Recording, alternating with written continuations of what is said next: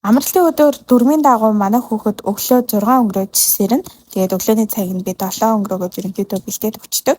Өнөөдөр өглөө өндөг ногоотой холиод тэгээд ногоотой өндөг хайрж өгсөн.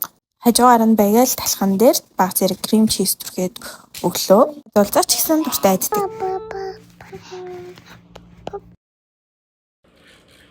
Гэрээ цэвэрлээ та өрнө. Өдөр жоохон байж байгаад амны зугаа олгож хитэн наагаац болгож өгсөн. Тэгээд энэ зур гэр орноо сайхан цэвэрлэж байна.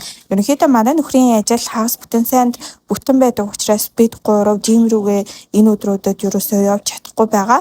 Гэхдээ 7 хоногт 5 удаа өглөө болгон жим рүү очиж дасгал хөдөлгөөн хийнэ гэдэг чинь өөрөө амар том зүйл шүү дээ тий. Ээжин гэрээ цэвэрлээл энэ хөөрхөн жуулцгыг авч байгаа энэ хараад байгаарэ тий. Би энд цэвэрлээл манай хүн бол тэр цаана тэгэл дахиад буулгаад явж идэв юм дөө. Ер нь тэгээ буулгасан ч гэсэн за цэвэрхэн байхад замраагүй байсан ч явах вэ гэдэг уриатай болсон. Энэ солонгос дэлгүүрээс авсан гурилаараа хоол хийсэн чи барыг цөөн болчтیں۔ За тэгээд удаачгүй миний нөгөө цэвэрлсэн шал мал бол те зүгээр дүүнгээ цайхан цэвэрхэн байсан гэж аим шиг л болж байгаа үстэй.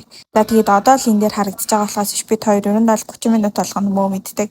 Манай хүүхэд бол мөөний хүүхэд. За бай бай.